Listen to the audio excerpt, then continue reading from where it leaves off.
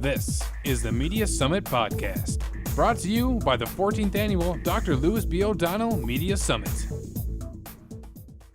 Hello guys, you're listening to WNYO 88.9 Oswego, New York, Laker Radio your way, and here I am with Bonnie and Abbey, if you guys want to introduce yourselves. Yes, so my name's Bonnie Quatroche. And I'm Abbey Buttacavoli. We're both seniors. We are co-event directors of the Louis B. O'Donnell Media Summit. And so basically, like, what I'm trying to ask is, what would you guys, like, basically give like a rundown, people who never really heard of the event before, like what would you tell them about the event? Yeah, so the event is in its 14th year. It's been around for quite a while now. It was started by two of our notable alumni, Al Roker and Lou Borelli, and it's funded by them. It's, they pay attention to it, and it's basically an event that happens every fall semester, and it brings back alumni, mostly, sometimes not alumni, but media professionals back to talk about a specific topic. So every single year the theme changes, and this year our theme is viral voices, digital advocacy in the digital age. Excuse me, that doesn't really flow off the tongue. It's a long title. Yeah, it is a long title, but it's basically just an event for students that are in the School of Communication, Media, and the Arts to come and learn about maybe prospective careers and how people that have graduated from Oswego, how they got the job that they got, and how the topic that was chosen that year really affects the way they do their job on a daily basis. Mm-hmm. And how would you guys say, like, you came up with the idea of viral voices? So every year we have a discussion with our faculty committee as well as our student directors, and we come up with a topic that's timely for when we're talking about it. So like more into like age, like more like modern? Yeah, so something that's current. So last year our topic was about facts, fiction, politics, and the news, which was very prevalent because of the current administration and what's going on. But this year there have been so many movements, hashtag movements, Me Too, March for Our Lives, Black Lives Matter, the list goes on. So it just felt right. Yeah, okay. So, and when this is taking place October 17th. Yep. Now, what is it, like an all-day thing, or? So every single year the structure kind of changes a little bit. The main panel kind of always stays the same. So at 3 p.m. in Waterman Theater in Tyler Hall, the panel discussion will begin with our four panelists and our moderator.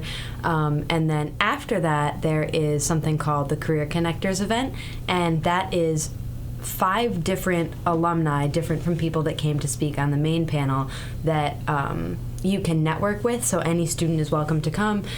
Students broadcasting, journalism, public relations, communication, social action are encouraged to come and network with younger professionals they graduated within the past 2 to 5 years, and they would be happy to talk to any student that's interested in career advice or to talk about how they got there, make those connections. And that's directly after the Media Summit, also in Tyler Hall.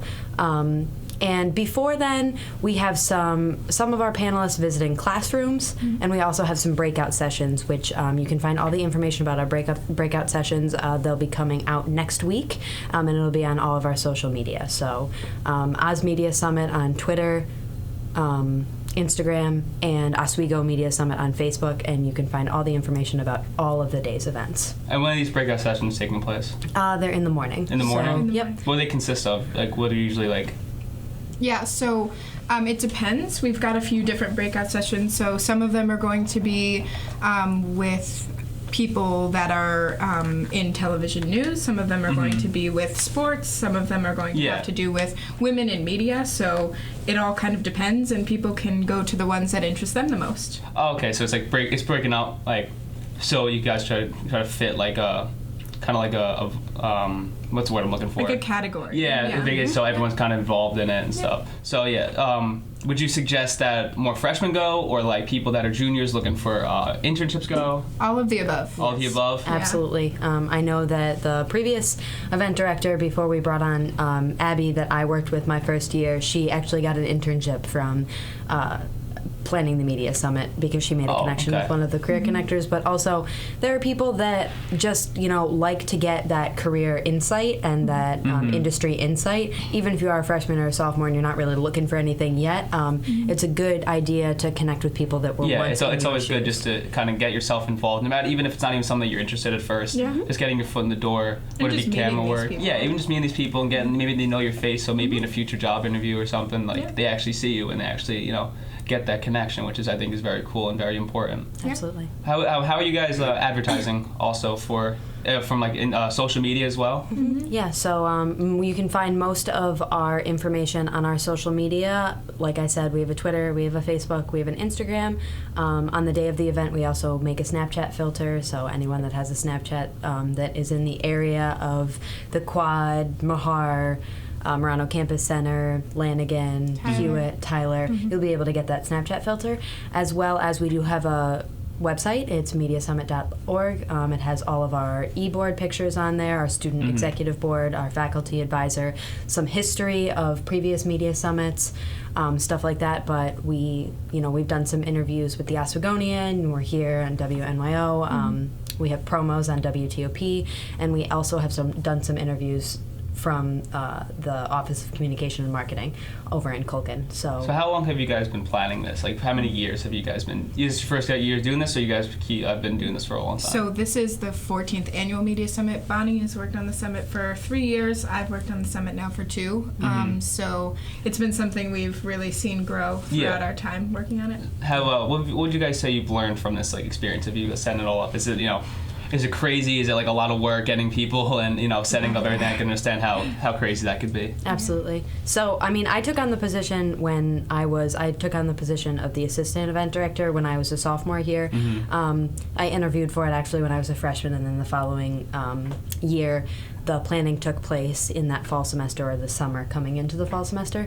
And the biggest thing that I've learned, this has definitely been my favorite part of being at Oswego. It's given me the most. It's given me very clear career direction, as well as given me some time management skills, the ability and the understanding that hitting deadlines and doing things on time is incredibly important, especially because this is an event that is watched by faculty, alumni, people in the president's office, as well as students. If you don't have you don't have all your ducks in a row, then people are going to notice. So it's definitely taught me the importance of just being on top of your stuff, and truly I would love to in the future plan special events like this, big annual conferences like this for a company that I work for, and it's really given me a lot of confidence and faith in my ability to really get things done. So, but to answer that little sidebar question, is a lot of work. Yes, absolutely. I can understand. Event logistics is a lot of behind the scenes stuff, but if someone didn't do it or they did it wrong, you notice. Absolutely. Seems super simple when everything goes right, but when it goes wrong, it's